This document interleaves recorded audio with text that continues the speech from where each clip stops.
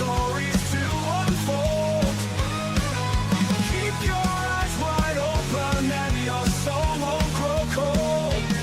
In the realm of the strange and the fantastical, lost in the dark, but it's light so magical. Hey up, it's Steve from the Old Yorkshire Geek, and welcome to the latest episode of the show. I can never remember what it's called. My top 5 favourite films from each year since I was born. And we're up to the year 1987.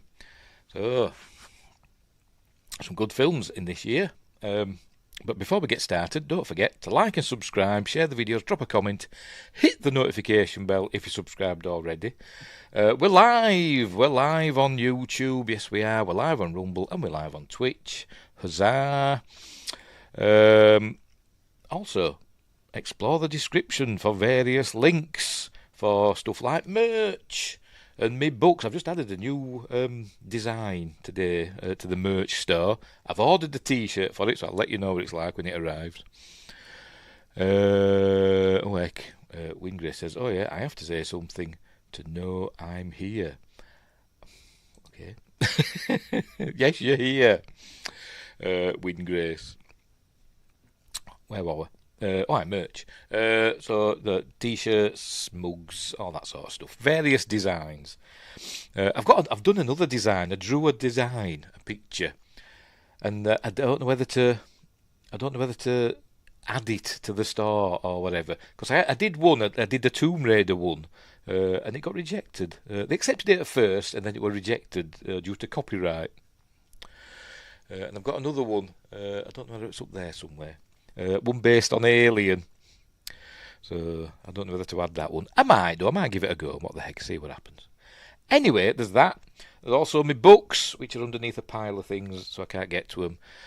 Links in the description for those, as well as links for my Patreon and other websites and all that stuff. Become a member. They can join in the live chat like Winggrace there. Because I've got to do members-only live chats at the moment because of naughty people coming in and being disruptive. If I had 8,000 people in my chat, it might not be so bad. You know, loads of mods and stuff to deal with it, but anyway. Right. Wingray says, I want a bloody Stargate hat. Draw one of those up. The podcast said they'd have one in December, but didn't. All right. Okie dokie. A Stargate hat. You mean like a hat with, like, instead of that there, a Stargate there? I don't know, but don't they do them? Can't you get them like on Etsy or eBay or somewhere like that? You'd think they'd have one, wouldn't you? Somewhere. Anywho, we'll get on with it, shall we? 1987, a great year for films. I've got lots of honourable mentions. I've got my top 5 favourite films of that year. 5 time. That's a wrestling thing, if you know, you know. They had a Pegasus logo hat. All right. But I want an SG one. Fair enough. I think I've got a Stargate hat. That might be a Pegasus one. I think it is, actually. I don't know, though. Or it might just be I think it is I don't know. It's upstairs. I can't get to it. It's in me wardrobe. But my wardrobe's blocked off with lots of things piled in front of it, so I can't get into it. When I did my Stargate cosplays and stuff. Oh, and Sci-Fi Quest is here. I wonder if Project X will be on this list. No, it isn't. No, it isn't. Is that one with a chimpanzee? Is that Project X? I don't think I've seen it, but I know about it. No, it's not. Right, I forgot what I was saying now. My top 5 favourite films. So there's them, and there's me honourable mentions. Lots of those to go through as well. So we'll get on with it, shall we? My favourite films, not necessarily the best films, but they are my favourite ones. So we shall begin, shall we? They're not in any order as well, by the way. It's not like the first one is the best, in my opinion. They're just my 5 favourite films, not in any order. They're not in alphabetical order either. I don't think they are, anyway. Now I mention it, let me have a look. Are they in alphabetical order? If they are, it's accidental. No, they're not, right. Battery's not included. No, that's not in there either, and that's not in my honourable mentions. It's a film I do like, but it's not one of my favourites, to be honest. I bet Emmanuel 5 is on the list. I've never seen one of those films. I've seen some films in my time, but I've never seen one of the Emmanuel films or any of that ilk. Like, Debbie Does Dallas and Deep Throat and stuff. I've never seen them films. But anyway, that's enough of that nonsense. Right, so we'll get on with it, shall we? We will begin. Right, there we go. Number one. But, not necessarily number one, but the first one in my list is Predator. Obviously, it's one of the best films of all time, in my opinion. It'd probably be in my top 10, would Predator, to be completely honest. Of my all-time favourite films, maybe, if I ever did one. Have I done one? Whatever. I don't think I have. But there we go, Predator, starring that. Obviously, there he is, the big fella, Arnold Schwarzenegger, and Carl Weathers, and Jesse Ventura, what's his face? Shane Black, Sonny Landham, and the other fella. I don't know why I've got the bloody thing here. I've got the Wikipedia page up, so I don't know why I'm struggling to remember the cast. Bill Duke, Elpidia Carrillo, Richard Chavez, that's what I'm thinking of. And Richard Chavez, and of course Kevin Peter Hall as the Predator. And I didn't know this until quite recently. Peter Cullen did the voice of the Predator. The "What the hell are you?" stuff. That's Peter Cullen, who is also the voice of Optimus Prime, I do believe. Or he was. I think he's passed away now, hasn't he? Anywho, directed by John McTiernan, an amazing score by Alan Silvestri, and it's an amazing film, shot in Mexico, I do believe. So I've got surely Empire. Just wait and you'll see. No, Empire of the Sun's not in there either. Although it is a good film, but it's not in my favourites of that year. Was that 1987? With a young Christian Bale. You'll have to wait and see. No Good Morning Vietnam either. I wasn't a big fan of that, to be honest. I wasn't a big fan of that. Anywho, so there we go. That's Predator. That's number one for me. Oh, it probably is, actually. To be completely honest, it probably is my favourite film of 1987. But anyway, moving on to the next one. Not necessarily the second best. I don't know, and I can't remember what it is off the top of my head. But let's have a look. Oh, for Pete's sake. There it is. Spaceballs, yay! Directed by Mel Brooks, starring Bill Pullman, Daphne Zuniga, John Candy, Mel Brooks himself, Rick Moranis, and a host of other people. It's a huge amount of fun. I remember when this came out on VHS. Well, I remember a lot of these came out on VHS. I've actually got Predator on VHS in the what you saw. I bought it from a VHS rental store. I think they rented them out for a month and then they put them up for sale. I think it cost me £25, and I've still got that somewhere, but I can't get to it. It's behind things. Everything I need is behind other things, and I can't be bothered moving them. Peter Cullen is very much alive. Oh, it was the voice of Batman that passed away, wasn't it? From the animated series. That's what I'm thinking of. He passed away, didn't he? Still playing the voice in the Bay films. All right, sorry, I do apologise. I was thinking of the voice of Batman, not the voice of Optimus Prime. Spaceballs, back to Spaceballs. A huge amount of fun. Who did the music for it, by the way? John Morris, whoever he is. But he has a decent score, reminiscent of Star Wars and Star Trek, obviously. Had a decent budget. Some said it came out a bit late, because it's kind of riffing on Star Wars, but Star Wars had been done with for 4 years when this came out. So obviously, Return of the Jedi came out in 83. This came out in 87. And some people say a bit late, but people had forgot about it. But not nerds and geeks, we remembered, and it not ripped off, but satired Star Wars with the opening shot of the ship going on forever and all that stuff. It's a huge amount of fun. It is a huge amount of fun. And I laugh as well. And I don't know how well it did at the box office. How well did it at the box office? Not very well. We'll call it $23 million budget. Only did $38 million at the box office. So it was a bit of a flop. What was its reception? Mixed reviews, it says. 52% on Rotten Tomatoes. out of 104 critics, and didn't review very well. But I like it.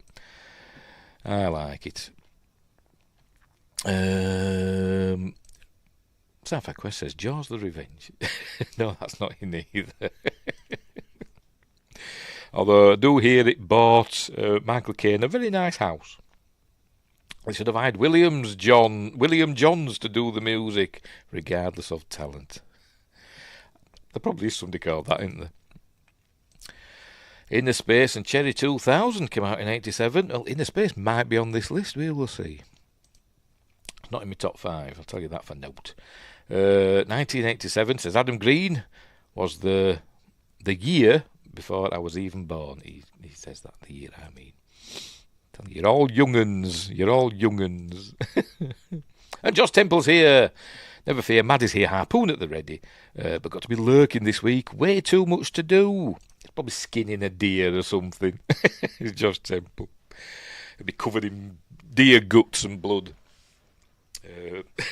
Probably. I imagine. Anyway, so there we go. So that's Spaceballs. Huge amount of fun. With Planet of the Apes at the end. What's that coming out of her nose? Spaceballs. Yes.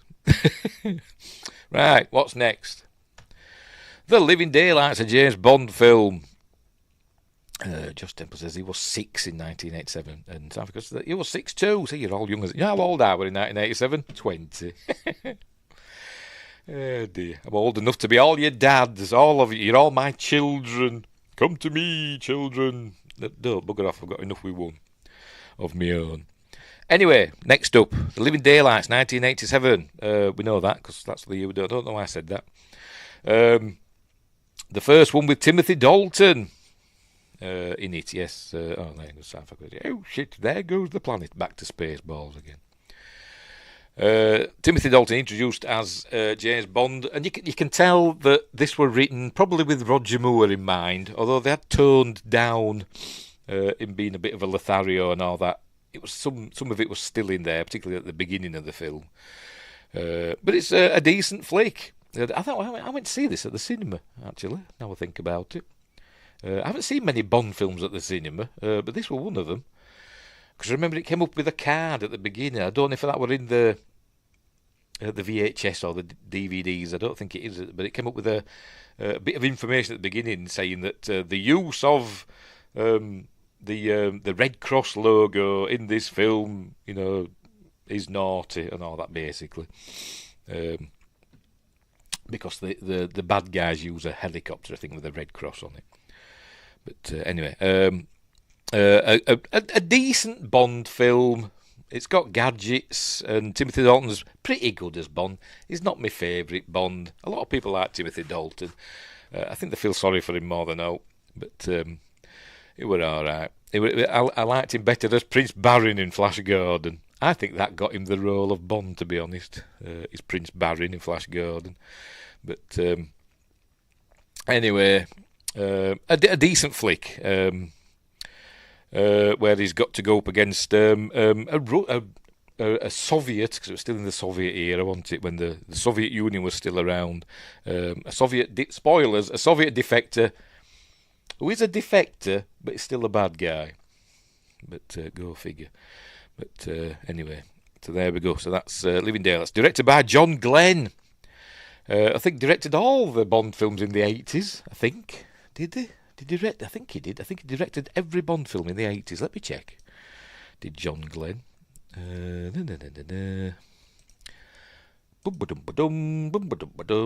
Right, let's have a look. What is directed? Yes, he directed For Your Eyes Only. Is that what this is? Directed, yes. Yes, he did. He directed all the Bond films of the 1980s, from For Your Eyes Only up to License to Kill. He was the 80s Bond director. So there we go. He's probably directed, well, I think he has directed more Bond films than any other person. Anyway, it starred Timothy Dalton, the lovely Mariam Darbo, who's, I think, a sister, became a Q in Star Trek. Joe Don Baker, who's a baddie in this. He would regenerate into a good guy for Pierce Brosnan. Art Malik, who me and my mate always laugh that in Back to the Future, It's Art Malik in the thing with the Libyans. I know he's not playing a Libyan in this, he's playing an Afghan, but we always laugh about that. And I don't know how to pronounce his name, Jeroen Krabbe, or Jeroen Krabbe, I don't know how to pronounce it, he's the main baddie in it.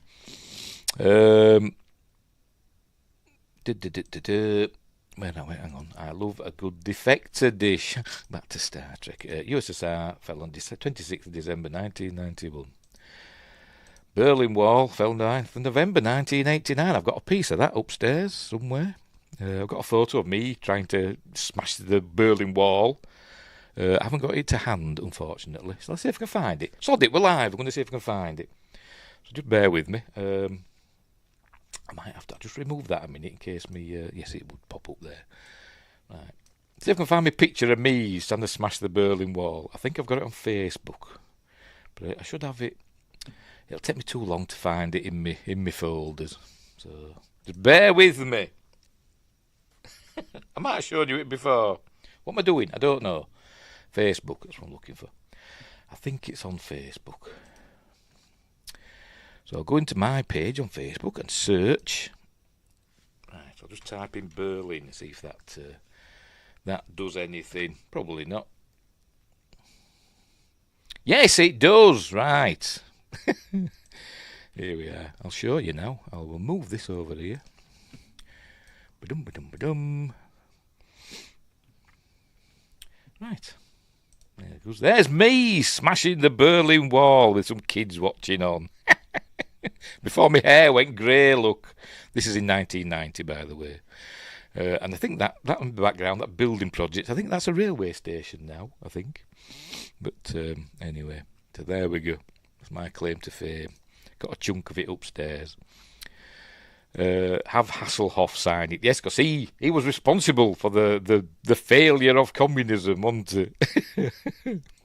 With this song. Freedom or whatever, wasn't it? The freedom. I don't know. But anyway, so there we go. That's all down to the living daylights. Right, next up. What's next? Well, I forgot what we're on. We're on number 4 now, aren't we, I think?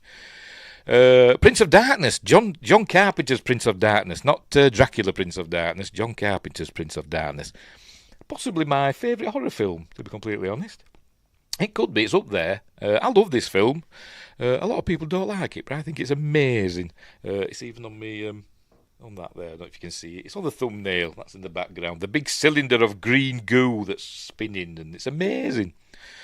And it's all about the son of Satan. So not the Antichrist, but maybe sort of. Is it the Antichrist? I don't know. But the son of Satan coming back and causing bother. Directed by John Carpenter. It stars, who does it star? Donald Pleasance, yes, obviously. Victor Wong, Lisa Blount, and Jameson Parker, Dennis Dunn, Susan Blanchard, and a variety of other people. Peter Jason's in it as well, and Alice Cooper pops up as a bad guy. It's cool. It's a cool film. It's got some decent gore in it, and it's just got this sense of dread going through it that the world is changing, and so it's got like lots of bugs in it, and worms and flies and all sorts of stuff. And people having bad dreams about somebody coming out of the church that they're in the future, and I don't know, it's all weird. Yes, and manifold other people. See, Windgrace were paying attention to me, to my video from earlier on today. They used the word manifold in a weird way. I've heard a manifest of the people, but not manifold, but anyway. A manifold's part of the warp core, innit, Windgrace? Anyway, all the warp manifolds. Are they in the nacelles? I don't know, but whatever. So there we go, that's Prince of Darkness. Cool film. By the way, written by Martin Quatermass, which is a pseudonym of John Carpenter himself. I don't know if it did well at the box office. Let's have a look. Had a budget of $3 million. That's nothing, is it? Even in 1987. Box office $14 million. So yeah, it did all right, didn't it? You know, it made a lot more than its budget. So there we go. Here we go. So Sanford be busy on Google. He sang "Looking for Freedom." I knew it had freedom in it. On December 31st, 1989. Probably on the Berlin Wall. They did a big concert, didn't they? What's that Oh, that's good. Well, the Scorpions there as well, singing their "Winds of Change" song. That's another one, another song that brought down communism. Anyway, so there we go. So that's Prince of Darkness. That's number 4 in my list. Next up, the final of my top 5 is RoboCop. Did another one that's probably in my top 10 of all time. What can you say about this film? It's astonishing. He was in a cage. I don't know. I've never seen the concert. I think my mate were there actually. That was 1989. Yes, he went to that concert. Him and his mates. I didn't go. Him and his mate went to that concert, and I remember some fella tried selling him a Trabant. You know them old cars, from Eastern Germany. But anyway. Hang on, where are we? Winger says, "And every day, ever since in my heart." You love Bob Cop, Robert Cop. Well, it was a cherry picker. Was it? I don't know. I haven't actually seen that concert. I'm sure it's on YouTube, innit? I'm sure it's on YouTube. I remember, I might have seen a clip of it because he had like did have a jacket on with all lights and stuff. I think he did, didn't he? But anyway, back to RoboCop. Amazing film. Directed by Paul Verhoeven, starring Peter Weller, Nancy Allen, Dan O'Haley here, Ronnie Cox, Kurtwood Smith, and Miguel Ferrer. The great score by Basil Poledouris, and RoboCop himself, the design and that by Rob Bottin. A great film. How did it do at the box? I think it was a smash at the box office. What did it do? No, it wasn't a smash. It did all right though. Pardon me. The budget of 13 million, box office 53 million, so it did well. Is that all? I thought it had done better than that. I thought it was a huge smash. Let's have a look, see what it says. Where are we? Reception. Come on, where are you? Bloody hell. I don't know. I thought it was a huge smash, not just like $53 million, what it made. But anyway. Did it? What accolades did it get? Didn't want up for an Oscar for anything apparently. Got 2 nominations for the BAFTAs, Best Makeup and Hair, but it didn't win. And Best Special Visual Effects. And I don't know if it won that. It doesn't say. Anyway, so there we go.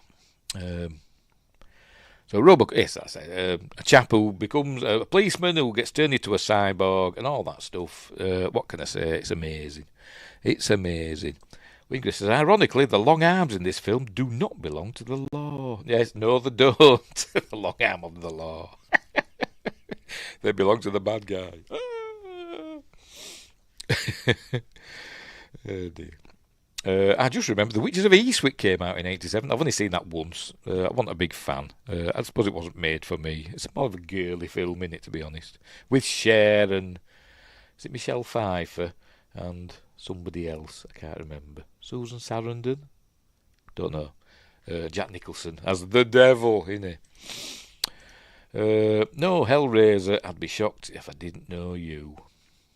No Hellraiser. I don't like Hellraiser, to be honest. I'm not a huge fan of the Hellraiser series. I'm not a huge fan of Clive Barker, to be honest. And he ill.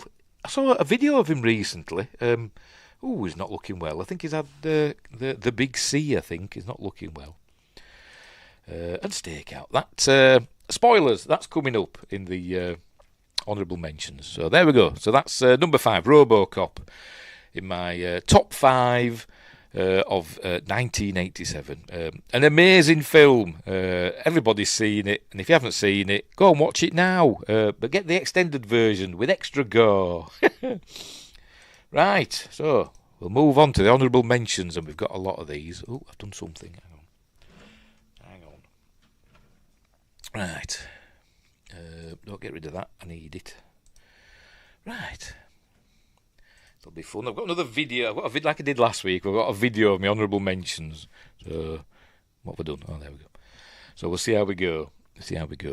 Well, Fatal Attraction this year. All right, 1987, should I say? Well, no. I've seen that one once as well. It was all right. like I say, not my sort of film. Right, off we go. The honourable mentions for 1987, and there's a lot of them. So first up, here we go, Nightmare on Elm Street 3, Dream Warriors. I think the first film directed by Chuck Russell, who would go on to do other stuff like The Blob. That's all I can think of off the top of my head. But a lot of people's favourite Nightmare on Elm Street film. It probably is my favourite one as well. After the first one.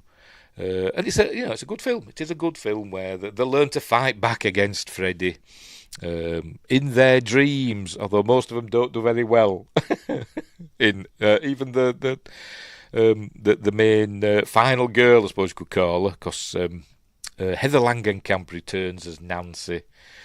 But it's still a lot of fun with some great effects in it, and that's it. I think it was written by Frank Darabont, I think. I don't know. I haven't got, for me, honourable mentions, I haven't got the Wikipedia pages up. I'm trying to read on here. Does it say Frank Darabont? Stop it. Doesn't say.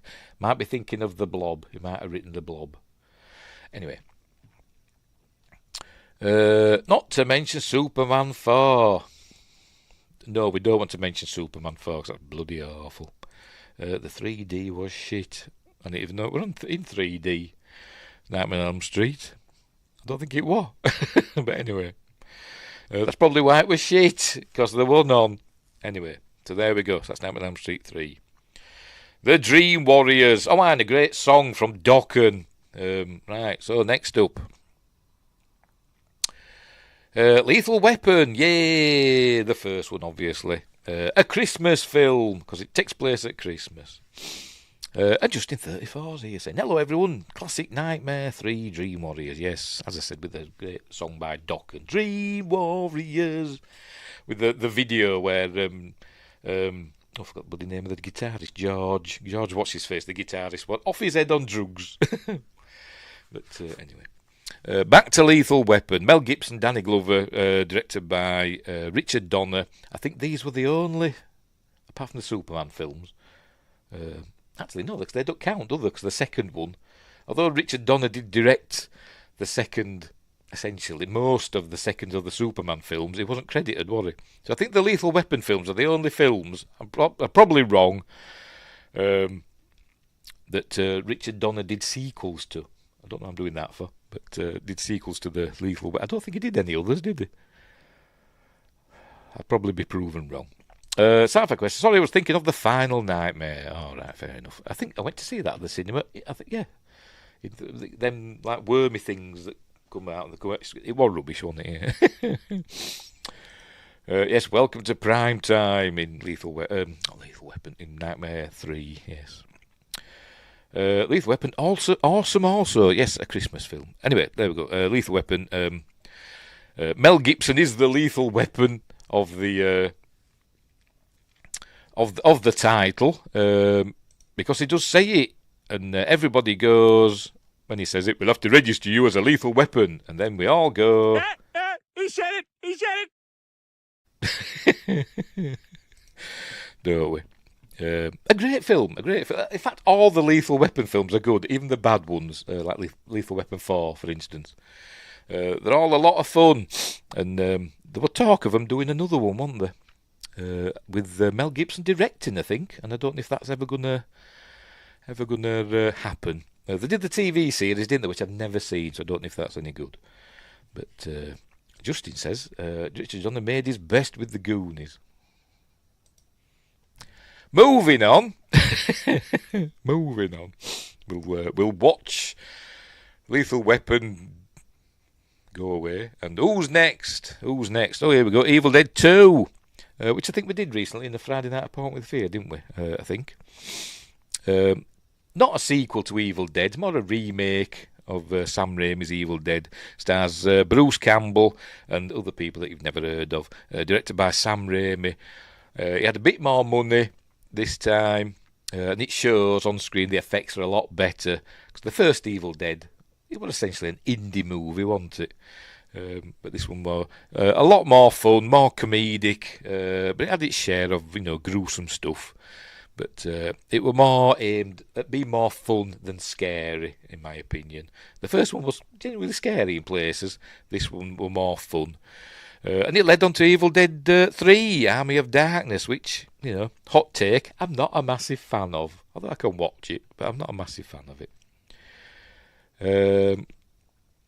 Leather weapon shop sucked. I have no idea what you're talking about, Josh. I bet you've got lots of leather weapons lying around your house that you use probably every day. Do you mean show? Lethal Weapon show sucked? Is that what you're saying? I think that's what you're saying, isn't it? Yes, I think that's it. I think I've worked it out. He's trying to use his phone or whatever, and his hands are covered in deer blood and guts, and he's slipping on the keys and stuff. Not keys, but on the screen. That's what's happening with Josh. Winger says, I would love to go to a leather weapon shop. Yes, I would. Well, anyway. Less said about that, the better. Anywho, just says, that look you gave me, my heart. Evil Dead 2 was good also. I'm not a fan of Goonies, Justin 34. I'm not a fan of Goonies. If you go back and look on the channel, I've got me the Monday Moan, and I think Goonies might have been the first one we did. Oh no, it wasn't. I think Conan the Barbarian was, wasn't it? But I did a brief series. I think there were 8 episodes of films that everybody loves but I hate, and Goonies were in there, and I still don't like Goonies. But anyway, the show did get cancelled, didn't it? I had no idea. I haven't seen it. It was still on about Lethal Weapon, by the way. But the Evil Dead show got cancelled as well. Ash vs Evil Dead, which were amazing. That one of the best TV series ever. Hilarious. I love that. Love that show. But anyway, Evil Dead. There we go. Evil Dead 2. I mean, a lot of fun. You like Monster Squad? It's all right. Yeah, I don't mind it. Can't say it's one of my favourites, but it's all right. Right. Moving on. What's next? Come on, video. There we go. Creepshow 2, which we have definitely done in Friday Night Appointment with Fear, because we did a double bill with the first Creepshow. But first, Wingris says, I think it got cancelled because one of the stars got in political correctness trouble or something. Oh, right. Typical. I don't know. I don't know anything about. I don't even know we're in it. I don't know anything about the Lethal Weapon show. But anyway. Anywho. Right, Creepshow 2. Hot take. I think I like the Creepshow 2. I think I like it more than the first one. The first one, directed by George Romero, written by Stephen King, also appeared in it. This one, not directed by George Romero, but I think the stories were still written by Stephen King, I think. Yes, based on... screenplay by George Romero, based on stories by Stephen King. And the good stories in this one, I really like them. I like the one with the Native American, and he said Red Indian, Native American, wooden statue that comes to life and gets the bad guys, and the one with the raft. That's the one in here. This one, the one with the raft, which is cool. And probably my favourite one is the one with Lois Childs, who runs over a hitchhiker, and he keeps coming back from the dead. So, thanks for the ride, lady, or whatever, something like that. And it gets more gross each time. A lot of fun is Creepshow 2. It is a lot of fun. Creepshow 3, bag of shite. But anyway. I just said that, sorry. I thought another message had popped up. So there we go. So that's Creepshow 2. Moving on. I can't dwell on these because there's a lot of them. There's a lot of them. What's next? I can't remember. The Gate, another one we've done on Friday Night Appointment with Fear. A film which still stands up today with a very young Stephen Dorff. So this is 1987. When did Blade come out? Was that 99 or 98? So it's like 11 years or so after this, when they were all grown up. But they were a kid in this, was Stephen Dorff. An amazing film. This is another one of my favourite horror films. But hang on, Justin says most of Creepshow 2 I dislike. Oh right, original was awesome, but respect your take on it. I like both of them, and I think I like Creepshow 2 more than the first one, but anyway. I'm full of hot takes, so to speak. But anyway, The Gate, an amazing film with effects that they're still astonishing to this day. A low budget film, I imagine. Let's have a look. I don't know what the budget for it was, but you look at the effects in it, you think, how the hell did they do that? There's a lot of... What are you doing? No, go away. There's a lot of forced perspective in it that really works. Budget $6 million. I think it was a Canadian film, actually. I think it was Canadian. On international co-productions, Canada and America. Directed by Tibor Takacs, who does a lot of TV now, apparently. Or went on to do a lot of TV. I think he did this. I think he did the sequel as well, I think. So let me check. Which wasn't too bad. Not a patch on this, but yes, he did direct the sequel as well. Justin says, The Gate is a classic. It is. It's amazing. It is amazing. Some amazing stop motion effects in it, and puppetry and people in suits and stuff. About a kid that essentially finds the gate to hell in his back garden, and read lyrics off an album, a heavy metal album, and bring the devil out. And his minions are amazing. They're not yellow and speak slightly French, but they're amazing. They're amazing. And the scene where the zombie workman falls over and just turns into lots of the minions is amazing. I have no idea how they did it, but they did. And it's if you haven't seen The Gate, find it and watch it. I'm sure it's streaming somewhere. Anyway, next up, Beverly Hills Cop 2. I went to see this at the cinema as well. And I also remember that a workmate of mine, I'll not say his name, this is back in 1987, remember, got himself a big camcorder. And I'm saying big because it was 1987. It took full-size VHS tapes. That's how big it was. Took it into the cinema and recorded this in the cinema. And then when he got it back home, because he just plopped it down, he didn't focus it or anything, or he just aimed it generally at the screen, and all it was just a big black screen with the film there in the bottom corner of the screen. Oh dear, never mind. Anyway, Beverly Hills Cop 2, a lot of fun, directed by Tony Scott, the late Tony Scott. Eddie Murphy returns as Axel Foley, Achmel Foley, and all the others from the first one. And somehow, for some reason, I don't know why, but he's suddenly best mates with Ronnie Cox's character, the captain. I've forgotten his name.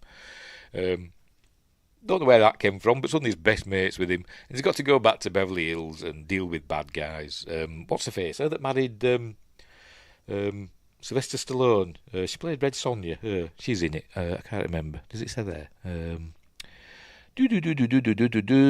I forgot her name. Bridget Nielsen. That's all.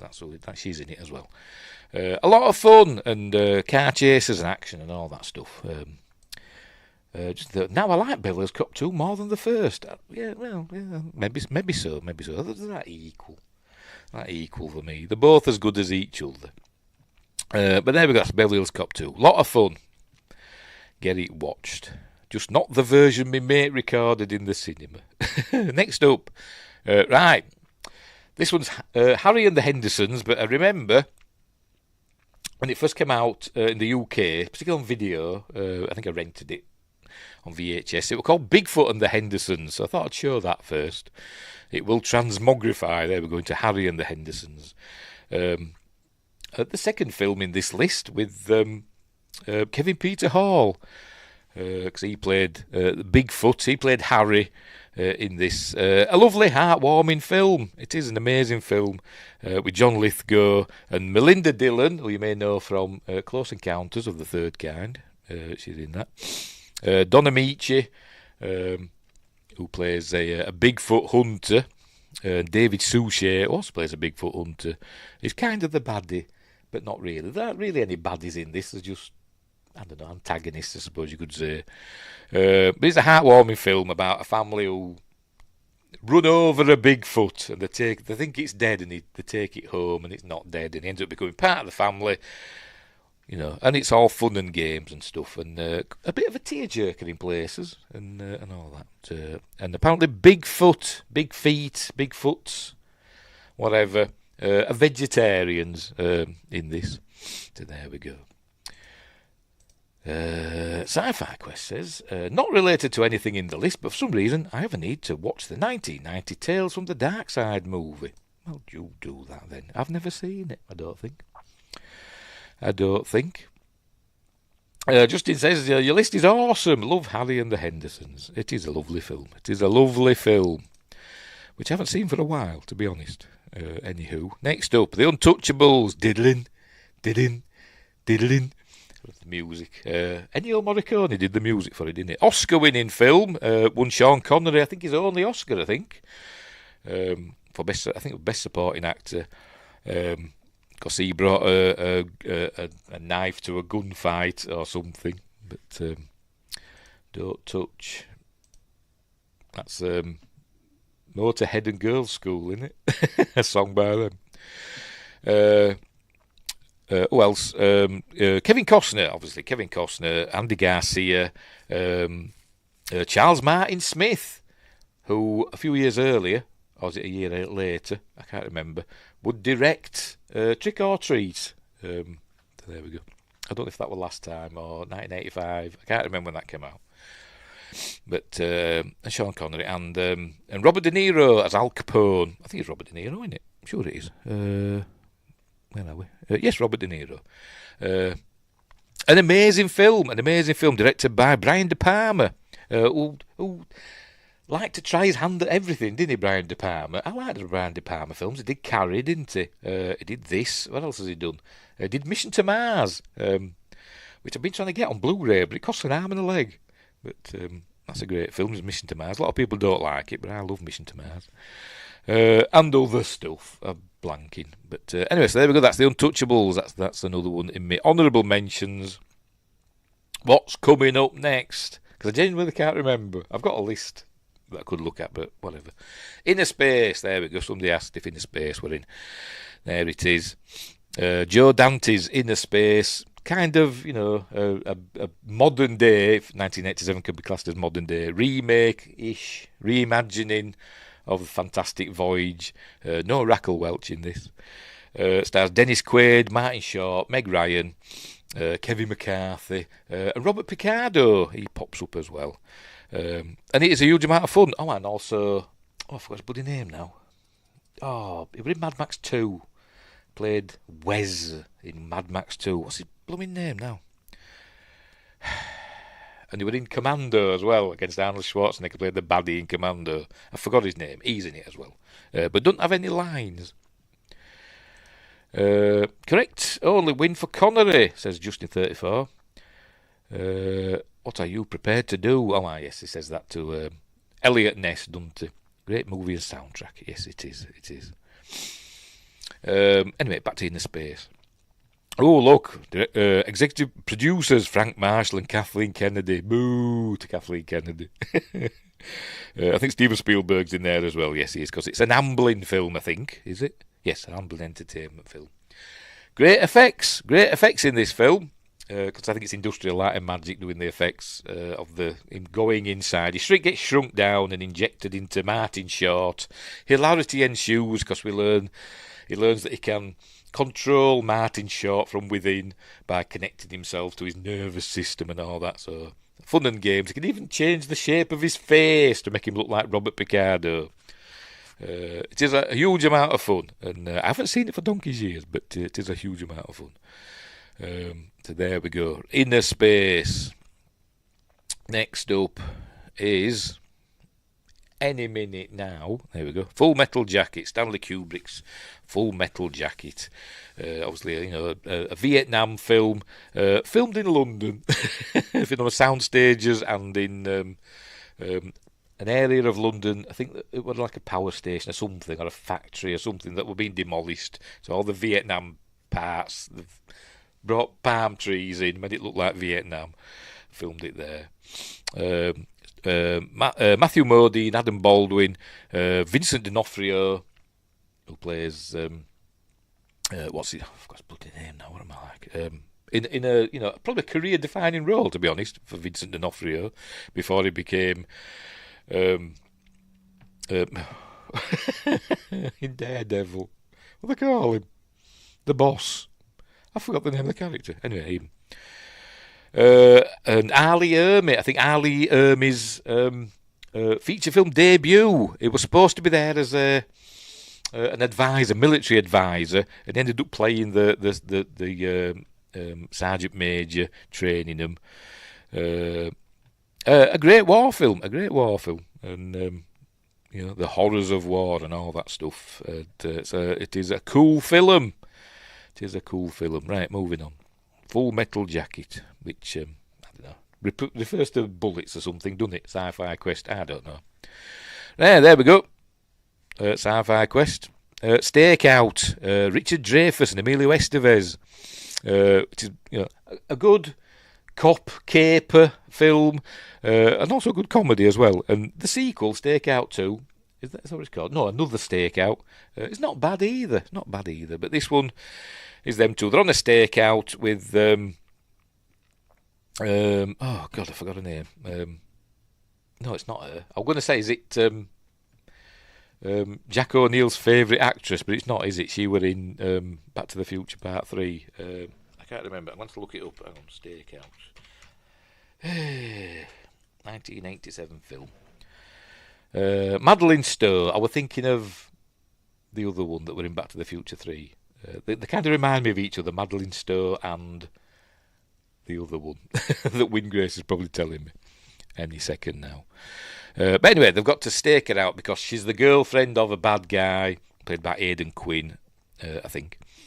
And Richard Dreyfuss ends up falling in love with her and all that, and stuff happens, and they're doing this movie lines. They've got to guess the movie lines. They're doing like the board, because they're just watching her house and the board. Yes, Mary Steenburgen, Madeline Stowe, Mary. I get them mixed up. Maybe it's because the MS. Both have got MS initials, haven't they? So, and yes, Kingpin, who Vincent D'Onofrio played in the MCU now, I suppose you can say.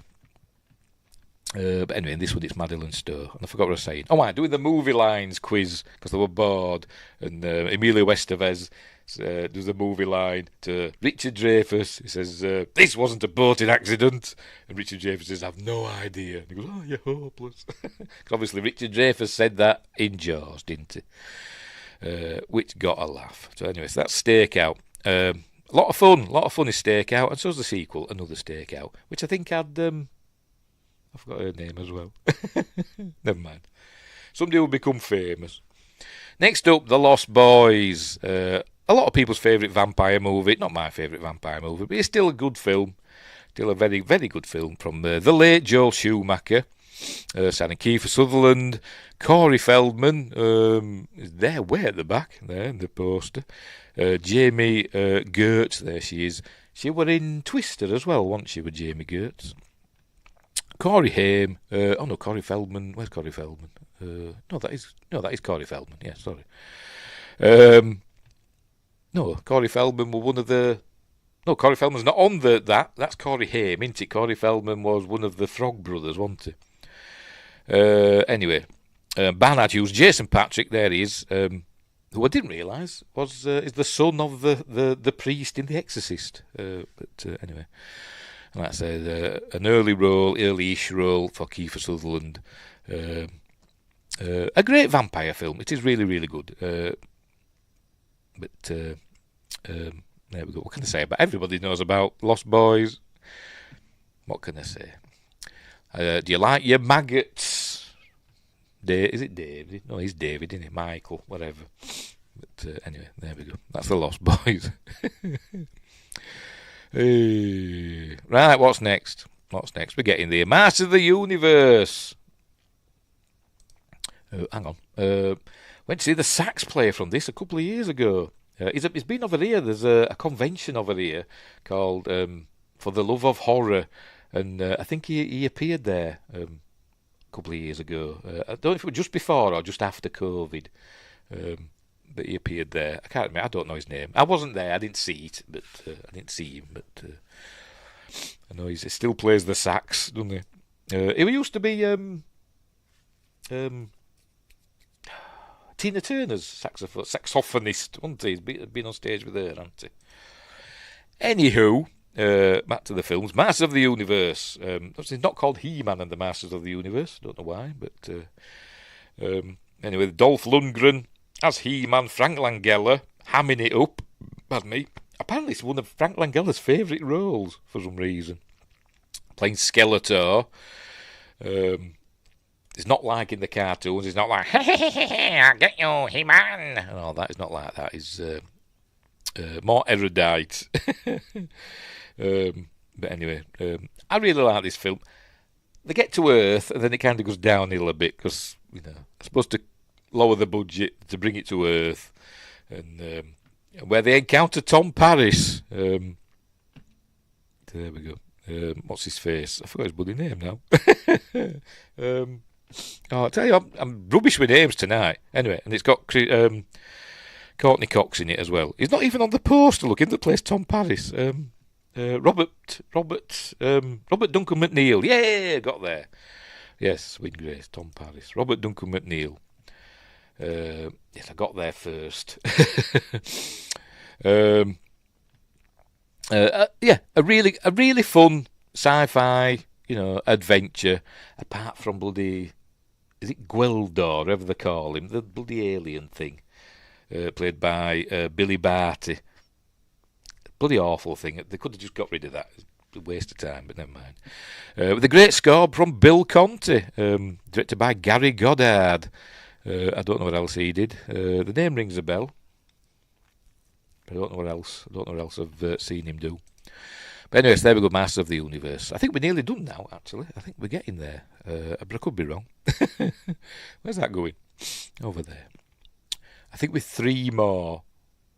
Don't know. But what's next? Honestly don't know. Oh, the 4th Protocol. This is one I tend to catch on TV. They show it quite regularly, or they did for a while, quite regularly on TV over here. Usually on the BBC late at night. Pierce Brosnan plays a bad guy in this, and Michael Caine plays the good guy, British agent. Pierce Brosnan plays a Russian Soviet agent who's going to blow up, who's going to set off a nuclear bomb in the UK. And along with Joanna Cassidy, I think she plays, the femme fatale in it. And it's a really good film. It's a really, a good, I think it's a British film. I think it is. I don't know. Could be wrong. But it's well worth a watch. A bit like a James Bond film, but, not as glamorous as a James Bond film. And as I would go on to play James Bond, wouldn't it? Not that many years later. Well, 8. So there we go. That's the 4th Protocol. Give it a whirl. I think it's based, on a Frederick Forsyth book. Yes, I just saw it there on the poster. Right, what's next? Hamburger Hill. There we go. I don't know, when did Platoon come out? I remember they were out on VHS at roughly the same time. They were always there together on the shelves, Platoon and Hamburger Hill, so they're often compared to one another. Platoon won all the Oscars or whatever, didn't it? This one got bugger all, I think. But I like this more than Platoon, Hamburger Hill. This one truly shows the horrors of war, the Vietnam War, and what the soldiers had to go through. And it's not for the faint of heart in places, but there are some funny bits in it, light-hearted bits. But it's a really good savage war film where they don't flinch away from the brutality. And I prefer this to Platoon. Platoon were good, but I think this is a better version. Platoon 86, I believe. Oh, there we go. See, I don't think that were in my top 10 or in me honourable mentions for 86 last week. But anyway, so there we go. So that's Hamburger Hill. Let me have a look at my list. I think I've just got one more to go, I think. Yes, we have. One more to go. And there we go. 3 Men and a Baby, directed by Leonard Nimoy. of Star Trek fame. Tom Selleck, Steve Guttenberg, Ted Danson and the baby. A comedy, one of them, I can't remember which one, I think it's Ted Danson. She's Ted Danson's daughter. The mother kind of just leaves the baby with them and buggers off, and then thinks she comes back at the end. I can't remember who plays the mother. Don't really care. But it's all about these three. They're like rich, businessmen or whatever, upwardly mobile, and the housemates, and they've got to, come together to help bring up this baby, and fun and games ensue. And no, there isn't a ghost in this film. There isn't a ghost in a top hat, or a ghost of a little boy. That's what they used to say, didn't there? There's a ghost of a little boy in the background. It isn't. It's Ted Danson in a top hat, but a cardboard cutout of him. But anyway, it is a lot of fun. It is a lot of fun. These three men and the baby, and there was a sequel, one, the three men and the little lady. I can't remember much about that, to be honest, but I don't know who directed that. Did Leonard Nimoy direct that as well? I can't remember. I don't know. But this one is fun. At the time it was anyway. Oh, look, she's peed on it. Peed all down Tom Selleck. Oh, dear. Has anyone ever seen him without his moustache, by the way? Did he ever shave it off for anything? I think he had it in Runaway. I think he had his moustache in that. I'm sure he did. But anyway, I don't know. Anyway, right, so there we go. That's the list. Is it going to bugger off? Go on, go away. Go on, there we go. That's my list for 1987. We'll go through it one more time. So I'll let's get rid of that. We'll go through me. Hang on. Where have I put it? There we go. Just bear with me. I've got to go back to the beginning. So go through my list one more time. My top 5 favourite films of 1987 were Predator, then we had Spaceballs, followed by The Living Daylights, then Prince of Darkness, John Carpenter's Prince of Darkness, and RoboCop. They're my top 5.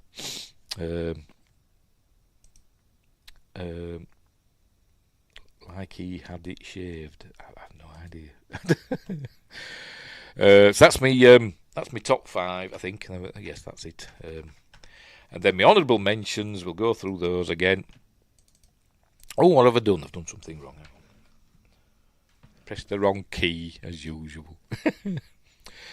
Right, let's see if I can land on these properly. Then my honourable mentions, we had Nightmare on Elm Street, Part 3, The Dream Warriors. Hang on. Let me full screen it. There we go. It's better, isn't it? More professional. Then we had Lethal Weapon.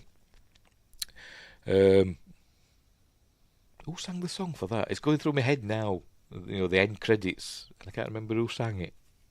I know. Who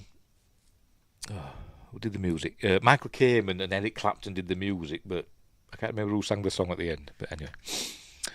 And then we had Evil Dead 2, Dead by Dawn, although it never said that in the film, did it? But I think it was said in the film, but the film never said Evil Dead 2, Dead by Dawn. It just said Evil Dead 2, didn't it? Then Creepshow 2. A lot of sequels I've just noticed in this. Well, there's 3 out of 4 at the moment as a sequel. Then The Gate, top film, really like that. Don't know why it's showing that with red eyes, because you never see anything with red eyes in the film, I don't think. I don't think even when the devil appears at the end, he hasn't got red eyes. I don't think he had. Could be wrong. Then Beverly Hills Cop 2, there we go, another sequel. Then Harry and the Hendersons, a.k.a. Bigfoot and the Hendersons. Then The Untouchables, diddling. And then Inner Space. I'm just going to remember the name of that actor. It'll bother me. I'm going to have to look it up. It's going to bother me if I don't look it up. I'll look up Mad Max 2 because it'll appear in that.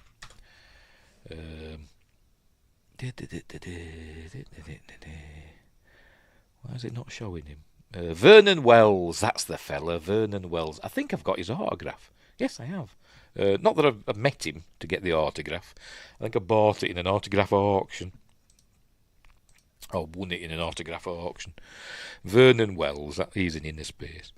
Plays the bad guy who's got like a robot hand where he can change things. You know, he's got different settings for the fingers. He can have like a gun or a drill or whatever. You know, and personal toys, if you know what I mean. Anyway, next up, Full Metal Jacket. Just says he played General Eisenhower. Nickname was Ike. We're on about. Right, okay. Tom Selleck. So did he play him or did he play Ike? Shaved it then. I didn't know if it was a spelling mistake and it was supposed to be like he had it shaved. Anyway, also Lethal Weapon end song was George Harrison. Was it George Harrison singing it? Oh, right. Because love was a lethal weapon. I'm going to have to look that up now. Lethal weapon. Oh, for Pete's sake. Mashing the keys. Who sing? No, that's the end of Lethal Weapon 2. Soundtrack. There we go. The theme from Lethal Weapon. It doesn't bloody say. Well, that's a waste of bloody time. Thanks, Wikipedia.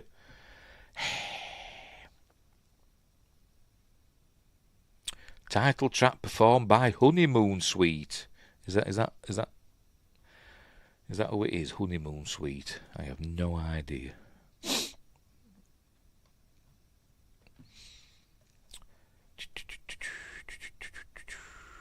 Singles.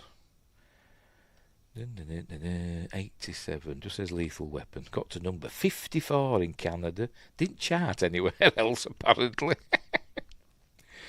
Oh dear. Whatever. I say Honeymoon Suite. My mistake, that was part 2. Alright, fair enough. My bad. You're forgiven. It's fine. Anyway, next up, after Harry and the Hendersons, I think, well, I don't know, I've forgotten. Forgot what we're up to. Full Metal Jacket. Stanley Kubrick's Full Metal Jacket. Good old war films. Next up, hang on, there we go, is Stakeout, the Emilio Estevez, Richard Dreyfuss. Of course, Emilio Estevez, the brother of Charlie Sheen and the son of Martin Sheen. But apparently Estevez is the family name. You know, their real names. Martin Sheen is not called Martin Sheen in real life. IRL, his real last name's Estevez. And Emilio went with his real name rather than the, Hollywood family name. There we go. Next up, Lost Boys. There we go. With vampires and stuff. And then Masters of the Universe. Which I think may have had, I don't know, did it have the first post-credits scene ever? Might have done, because at the end of it, Skeletor pops back up, doesn't he? After the credits, Skeletor's head pops back up and goes, "I'll be back!" Doesn't he? True? Don't know. Tell me if I'm wrong. I probably am. And then we had The Fourth Protocol with Michael Caine and Pierce Brosnan. Really good film. I'm going to have to try and find it on DVD or Blu-ray. But there we go. And then Hamburger Hill. I prefer this to Platoon. Just saying. Then Three Men and a Baby. Yeah. Directed by Leonard Nimoy. How many films did Leonard Nimoy direct? He didn't do that many, did he? Wingate is now going to tell me he did 95 films. But anyway. Ferris Bueller had one in 1986. Got a day off. Well, that 1986 when that came out, it didn't feature, did it? Because I don't like that film. That were a Monday Moan film, wasn't it? But anyway, so that's my list. That's my list for 1987. So there we go. Right, we're all done. We'll leave it there. Even though I've got more films this week, the show's a bit shorter, but never mind. I must have had more to talk about last week. But what's coming up next? Hang on. According to the Google, The Silencers in 1966 is the first. Oh, the one with the post-credit scene. Oh, right, fair enough. Oh, my, Ferris Bueller, he had a post-credit scene, didn't he? Yes, in 1986. Yes, he did. He said, "Pop, are you still here?" He said that, didn't he? Yes, he did. I think you've told me that before. Because I think I've mentioned it before about Skeletor, haven't I? So I think we've had this conversation before. So we're wrong then, and I'm wrong again now. Anyway, what's coming up next? On Friday, I'll find it. Where is it?